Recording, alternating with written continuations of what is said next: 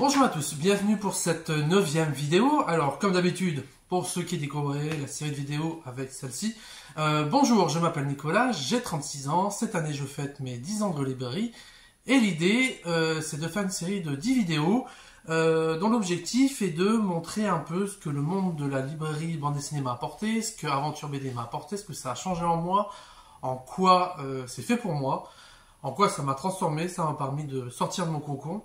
Et le but aussi, c'est d'en faire des capsules temporelles que je pourrais voir plus tard, que je pourrais notamment montrer à mon fils, qui a actuellement 4 ans. Et pourquoi pas aider certains qui aimeraient en faire ce métier, et qui aimeraient voir un peu l'impact que ça peut avoir, qu'est-ce que ça peut changer, qu'est-ce que ça peut apporter. Comme je l'ai dit dans les précédentes vidéos, ça m'a apporté plein de choses. Ça m'a apporté donc le métier de mes rêves, ça m'a permis de rencontrer des gens formidables, m'a permis de rencontrer l'amour de ma vie, ça aussi en lien avec des événements très importants de ma vie, positifs et négatifs. Là, la précédente vidéo, c'était sur le décès, la disparition de mon père. Comme j'ai déjà pu le dire au cours des différentes vidéos, notamment sur la vidéo où je parle notamment de ma prise de confiance par rapport au moment où j'avais l'impression d'avoir piqué la place à certains clients, ou de me sentir, de pas me laisser marcher dessus par des clients qui se prennent qui pètent un peu plus haut que leur cul, en montrant que oui, peut-être je n'ai pas leur âge, je n'ai peut-être pas leur connaissance en BD, mais j'ai une curiosité et c'est pas pour autant qu'il faut me laisser marcher dessus. J'ai une période vraiment pendant les 4-5 premières années où voilà, je n'ai fait que monter en termes de prise de confiance, de mise en avant, de responsabilité à la librairie. On s'est passé par plusieurs choses, au fur et à mesure les conseils, la place que Christophe m'a laissé de mettre en avant, ne serait-ce que par la newsletter, la prise en charge de la page Facebook, des réseaux sociaux en général, sans vouloir lui prendre une quelconque place. Je pense qu'en 10 ans, on peut considérer que je suis devenu l'image de la librairie Aventure BD, ce qui ne veut pas dire que Christophe n'a pas un rôle important, loin de là. Sans lui, l'Aventure BD n'existerait plus, parce que voilà, c'est le responsable, c'est le gérant, qu'on peut considérer un peu le gérant dans l'ombre, c'est-à-dire que Christophe, il n'aime pas se mettre en avant, se mettre en scène. Il me dit encore, là dernièrement, il a dû passer devant, je sais plus, faire une conférence sur je sais plus quoi, et il dit c'est vrai, je déteste cet exercice-là, de parler devant tout le monde, ce qui est différent de parler devant des clients, c'est pas souvent 2-3 clients, on parle à chaque fois, on parle pas devant une assemblée de 20-40 personnes, donc voilà, c'est pas son truc, on le voit sur les réseaux. Et c'est pareil pour le reste de l'équipe, c'est pas leur truc de se mettre en avant, ne serait-ce que faire une vidéo pour parler d'un coup de cœur qu'ils ont eu, etc. C'est pas leur truc, même en écriture. Ils me disent que ce que je fais en écriture, ah ouais, c'est dingue ce que tu fais. Moi, je le trouve pas. Moi, je trouve que ça me vient très facilement de balancer des conneries ou de voir on me dit tiens, dis-moi ce que tu as pensé sur le bouquin par écrit, je peux vous prendre 2-3 paragraphes entre un quart d'heure et 30 minutes, ça vient naturellement. Par contre, pour les autres membres de l'équipe, c'est pas le cas. Je pense notamment à Pauline, sur une critique qu'elle a eue il y a pas longtemps sur un manga, elle a dit j'ai mis 3 mois à la faire. Donc voilà, moi ça me paraît pas difficile, mais pour les autres, c'est pas leur truc. Encore une fois, ils aiment pas se mettre en avant. Moi j'aime ça. Donc j'ai pris ce rôle à cœur d'être finalement un peu l'image de la boutique. Et je m'efforce d'essayer à chaque fois de mettre en avant les autres. J'ai tenté pendant un moment, toutes les semaines, d'essayer d'aller les filmer, etc. pour prendre des vidéos. Mais bon, au bout d'un moment, je sentais que, grosso modo, ça les laisse chier. Donc je dis, bon, je vais arrêter de forcer. S'ils veulent faire des vidéos, ils m'appellent, on fait des vidéos. S'ils veulent écrire, ils écrivent, on écrit. En attendant, c'est moi qui gère ça. Et du coup, un peu par, voilà, je suis devenu du coup l'image de la librairie. Mais voilà, c'est forcément sur les réseaux. Grosso modo, on voit que ma gueule.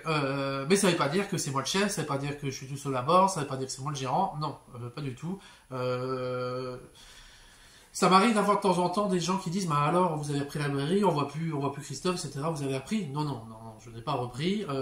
C'est que Christophe, il y a 2 boutiques maintenant, donc s'il n'est pas aventure BD, c'est qu'il est aventure manga ou vice versa. C'est soit qu'il est en réserve, soit qu'il est en réunion, soit qu'il est en livraison, bibliothèque, etc. Voilà, encore une fois, Christophe, en 10 ans, m'a fait confiance. Je suis grosso modo son bras droit. Et grosso modo, il me laisse la partie immergée de l'iceberg. Ce qui ne veut pas dire qu'il ne conseille plus, etc. Mais voilà, globalement, il est quand même beaucoup plus maintenant en retrait et pour gérer toute la partie qui ne se voit pas, la partie plus administrative, comptabilité, bibliothèque, prise de rendez-vous avec le représentant, gestion des factures, enfin bref, il y a une quantité de... parfois, quand je le vois en bureau, je me dis, mais qu'est-ce que tu fais? Et il m'explique, il y a ça en compta, il y a la TVA, il y a machin à rentrer, là il faut que je vérifie, on n'a pas eu ce bouquin-là, du coup on a eu la voix, il faut contrôler machin, enfin il y a un truc en comptabilité, gestion, vous n'imaginez pas le boulot que ça représente, ne serait-ce que ça, et Christophe ne s'occupe pas de ça, que de ça, pardon. Donc bref. Donc du coup, donc les 4-5 premières années, donc j'ai vraiment monté, on va dire, en puissance en termes de place que j'ai pris dans la librairie. Ça s'est un peu ralenti, un peu stoppé suite à la mort de mon père, où ça m'a un peu flingué le moral, etc. Où j'avais pas autant la niaque, j'avais déjà dit que j'avais même refusé ma prime de fin d'année. Je faisais toujours les choses, je faisais toujours la newsletter, je faisais toujours des mises en avant sur les réseaux, etc. Mais c'était quand même beaucoup moins, on sentait que j'avais beaucoup moins la niaque dans les newsletters, je disais un peu moins de conneries, pareil au niveau des réseaux, etc. Et bah, comme tout, c'est revenu progressivement.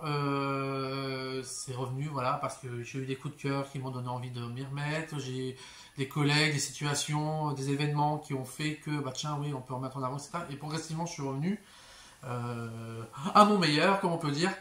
Oui, je sais que la lumière, elle est un peu cramée, mais en même temps, comme il fait un temps dégueulasse, j'ai dû mettre la lumière de magasin, donc c'est pas foufou. Mais en même temps, on s'en fout de l'image.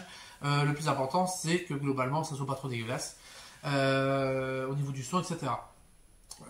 Et du coup, on peut considérer que là, mon père, ça fait 6 ans qu'il est décédé, ça fait 2 ans et demi, 3 ans où vraiment je reprends vraiment de poil de la bête, où je reprends un peu au moment où j'étais avant la mort de mon père, au niveau niaque énergie.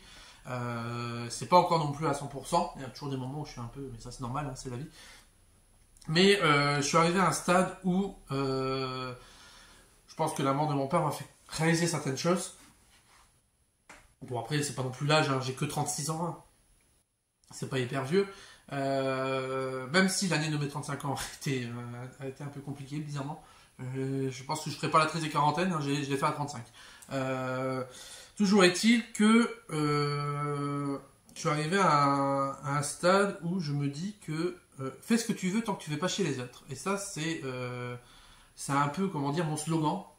Et c'est valable pour tout. C'est ce que je dis aussi aux stagiaires, etc., qu'on reçoit. Je dis, il faut s'éclater dans la vie. Il faut, si on a la chance de trouver le métier qu'on aime, bah faut y aller à fond. Faut se donner les moyens de faire ce qu'on a envie de faire.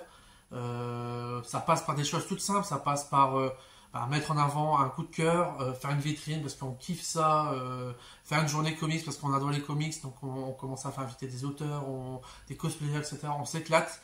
De toute façon, il n'y a pas de secret. Si vous faites la gueule, les gens le voient et ils vont faire la gueule aussi. Et au final, vous allez à un magasin très triste. Vous avez la pêche. Forcément, les gens voient que vous avez la pêche. Alors, à moins que ce soit des gueules de cons, ils vont être contents, et ils vont dire, ah tiens, c'est sympa comme boutique, etc. Ils vont voir ce que vous faites en dehors, les activités et tout, et ça va se répercuter sur l'ensemble de la boutique, sur l'équipe, etc. Ça ne veut pas dire qu'il ne faut pas être par moment, on ne peut pas être un peu moins énergique que d'autres moments, hein, on est humain encore une fois, mais chaque matin, moi, je suis heureux de me lever pour aller bosser, ce qui n'empêche pas la fatigue, notamment en fin d'année. Et vraiment, faut pas me faire chier. En 10 ans de carrière, j'ai appris, voilà, je pense que sur votre je suis appris à pas me laisser faire. Encore une fois, je n'ai pas honte de dire, je n'ai plus honte maintenant de dire que je suis devenu un très bon libraire en bande dessinée, j'entends. Ce qui ne veut pas dire que je connais tout sur tout, mais ça veut dire que je sais très bien conseiller, je sais écouter les autres. Je sais écouter les clients, je sais leur parler, je sais prendre le temps de faire les choses, de y aller à fond, et puis de faire le travail que je fais de manière impeccable, je trouve, même si c'est toujours une marge de progression. Et voilà, je pense que toute la série, on arrive à la fin des séries de vidéos, hein, donc là c'est la 9e. La 10e, ça sera entre guillemets une simple vidéo de remerciement, je crois que j'ai oublié plein de monde. Mais voilà, ça là c'est un peu la vidéo conclusive, un peu, enfin conclusion, conclusion à tout ça, c'est que ce métier m'a apporté et m'apporte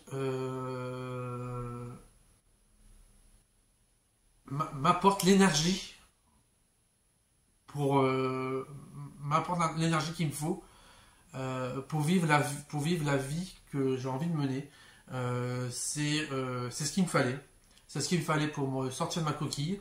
C'est ce qu'il me fallait pour développer mes capacités, à savoir donc mon côté organisation, ma curiosité, mon envie d'aider les autres, mon écoute,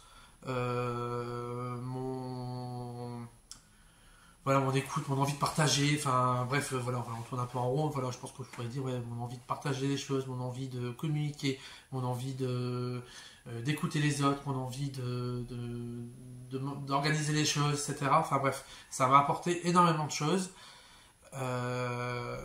Apporter du rêve aux gens par l'intermédiaire d'auteurs qui sont rarement très bien payés pour ce qu'ils font, pour être un intermédiaire de donneur de rêves, j'ai envie de dire. On passe par le libraire pour transmettre des rêves que des auteurs veulent transmettre à leurs lecteurs. Je pouvais un peu résumer ça. Voilà, donc encore une fois c'est encore très décousu, hein, mais je préparais pas, j'ai pas du tout préparé les vidéos, je pense que ça s'est vu. J'ai juste essayé de faire des points, voilà, des choses, l'impact de Claude, de Christophe, ce que ça m'a apporté, etc. Enfin voilà, bref, voilà. Mais à part ça, voilà, j'ai rien préparé et j'en suis quand même déjà à 12 minutes. Donc voilà, donc en conclusion, si je pourrais tout résumer pour l'instant, c'est 10 ans, c'est en disant, si ce métier vous intéresse, si la bande dessinée vous plaît, allez-y, foncez. Alors les places vont pas forcément être faciles à trouver. Moi j'ai eu de la chance de le trouver près de chez moi, mais vous allez peut-être devoir être obligé de déménager. Mais peu importe la chose que vous voulez faire, donc que ce soit le métier de libraire ou autre chose, auteur de BD par exemple, ou je ne sais pas, n'importe quel autre métier, foncez, allez-y, allez voir des gens qui font ce métier, allez leur poser des questions, demandez un stage si c'est possible, ou ne serait-ce envoyer un mail en disant bon voilà, j'ai quelques questions à vous poser, est-ce que vous pouvez machin, ne serait-ce que venir une matinée, si c'est possible, pour simplement observer, voir, essayer de faire des stages. Moi, au niveau des formations, pour moi, il n'y a rien de mieux qu'une formation qui pourrait vous permettre de faire un maximum de choses en entreprise. Dans l'entreprise, pour voir concrètement ce que tu fais. Parce que les cours, c'est bien, hein, mais c'est pas la réalité du terrain.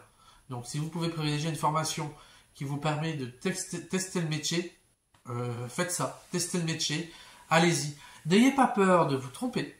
N'ayez pas peur de vous rendre compte que le métier n'est pas fait pour vous. Dans ce cas-là, changez. C'est pas parce que voilà, vous pouvez changer à 20 ans, vous pouvez changer à 30 ans, à 40 ans, à 50 ans. On peut tout le temps changer. Christophe, par exemple, a changé à 40 ans. Voilà, donc il n'y a pas de... Et encore une fois, il était dans un truc complètement différent. Avant, il était responsable d'une usine de textile. Usine familiale. Que ses parents géraient, que lui ensuite a géré avec son frère et sa sœur. Voilà, donc on peut complètement changer de vie. Après, voilà, il y a pas moment, ça peut être compliqué, on peut pas non plus parfois changer comme ça, mais voilà, c'est possible. Si vous vous sentez angoissé, réservé, timide, que sais-je encore, pas bien avec les gens, c'est pas impossible de changer, c'est pas impossible de s'ouvrir. J'étais encore une fois quelqu'un de très réservé. Alors au tout début, j'étais quelqu'un d'assez énergique quand j'étais petit. Après, j'ai eu un moment, en rentrant en primaire, je regarde les observations, d'un coup, je suis devenu plus réservé. Donc il me semble que c'était un prof qui m'a un peu recadré. Et j'ai toujours été très réservé, très timide, voilà, on parlait, je devenais rouge pivoine. Ça a été compliqué, donc du coup avec les gens, ça a été compliqué avec ma confiance en moi, ça a été compliqué rien que pour répondre au téléphone, ça a été compliqué avec la gente féminine, ça a été compliqué avec plein de choses. Et après, bon, au fur et à mesure, la vie a fait que j'ai eu des expériences que j'ai su, transformer en possibilité de m'ouvrir. Voilà, le fait d'avoir loupé mon bac une première fois, qui m'a donné l'occasion de me remettre en selle, de me donner la niaque, de faire du théâtre, pareil, après de prendre en main et de me dire tiens, je vais faire une licence littéraire,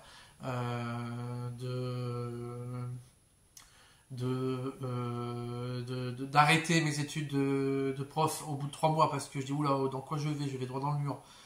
Et de me dire bon allez hop, je vais arrêter pendant 1 an, je vais faire un master, je vais attendre la rentrée suivante, en attendant je vais travailler à l'Euro Merlin alors je ne sais pas du tout bricoler, putain, peindre ça va mais le reste laisse tomber. Voilà, donc et au final j'ai trouvé le courage d'aller prévoir Christophe, de lui demander bon voilà, est-ce que je peux faire un stage chez toi sans garantie d'être pris plus tard, mais je me suis donné à fond dans ce stage. Voilà, faut se donner aussi un peu les moyens, faut sortir un peu les doigts du cul, hein, je suis désolé, mais au bout d'un moment, vous avez beau être, de pas avoir envie, de pas machin, si vous voulez faire quelque chose qui vous aime, au bout d'un moment, ben faut quand même y aller. Donc, mais après, voilà, ça, c'est propre à chacun, c'est propre aux expériences que vous allez avoir, c'est propre à votre ressenti. Voilà, donc encore une fois, il n'y a pas de problématique. Voilà, vous dire de vous sortir les doigts du cul, puis en gros, moi, c'est ce que je pense au bout de 10 ans, c'est que je me suis sorti les doigts du cul pour pouvoir faire le métier que je fais aujourd'hui. Mais encore une fois, c'est en lien avec mon propre vécu. Le fait, au niveau de mes études, d'avoir vécu certaines choses, au niveau de la vie, au niveau des gens que j'ai rencontrés. Donc ça, je peux pas me mettre à votre place. J'en ai d'ailleurs pas le droit de me mettre à votre place. Chacun dirige sa barque comme il l'entend. Chacun a son équipage. Chacun. Donc je peux pas venir et pas prendre le contrôle alors que je connais pas votre façon de faire. Par contre, je peux être, enfin, à travers cette vidéo, mon but, c'est voilà, c'est de pas tendre les deux mains, c'est d'entendre gardez-moi le contrôle sur ce que je fais, mais entendre une main en vous disant, notamment à travers ces vidéos, que faire quelque chose qui vous plaît peut changer votre vie, peut vous permettre de tendre vers la possibilité de vivre votre vie à fond. Parce que, encore une fois, vivre la vie à fond, pour moi, c'est pas non plus que professionnel, c'est pas que personnel, c'est un ensemble de choses. Mais voilà, donc moi, voilà, je peux tendre votre main à cette vidéo. C'est l'un des origines de ces vidéos, de tendre une main en vous disant, regardez, j'étais réservé, j'étais timide, j'étais enfant unique, très réservé dans mon coin, etc. Avec quelques amis, mais pas énorme, j'étais jamais le leader, je suis pas le BG, machin, etc. Et au final, je suis parvenu à faire le métier de mes rêves, qui m'a apporté ensuite plein de choses que je ne pensais pas, de rencontres, de vie de famille. Ça m'a apporté une famille. Voilà. Cette fois, je vais essayer de ne pas pleurer. Voilà. Donc, encore une fois, très décousu comme vidéo, mais pensez à l'idée de faites ce que vous voulez, mais ne faites pas chez les autres. Évidemment, ne faites rien d'illégal, mais faites ce que vous avez envie de faire. Prenez les conseils que vous jugez bon à prendre. Apprenez à écouter, mais écouter ne veut pas dire d'obéir. Voilà, vivez les choses à fond et essayez au moins. Essayez, échouer, ce n'est pas grave. En France, chez Christophe parle notamment en termes d'entreprise. Un entrepreneur qui échoue en France, on dit que c'est un minable, etc. Aux États-Unis, l'idée c'est au moins c'est quelqu'un qui entreprend et qui essaye. Et ça, c'est une vision différente. Donc, je suis pas très sur la vision américaine. Là, pour le coup, je suis assez d'accord. C'est-à-dire, au moins, il faut essayer des choses. On n'a qu'une vie. Échouer, ok, ça fait mal, mais au moins, vous apprenez des choses, vous avez tenté des choses, contrairement à d'autres qui j'aimerais bien faire ça. Mais oui, enfin, faut essayer de faire des choses. Voilà. Encore une fois, l'idée, c'est pas de mener votre vie à votre place. C'est déjà compliqué de mener sa propre vie. Donc voilà, je vais terminer un peu là et on va passer, je pense que je vais tourner la prochaine vidéo sur un peu les remerciements. J'ai pas du tout préparé les remerciements, ça promet, donc j'ai oublié plein de noms, mais c'est pas grave. Bon allez, salut!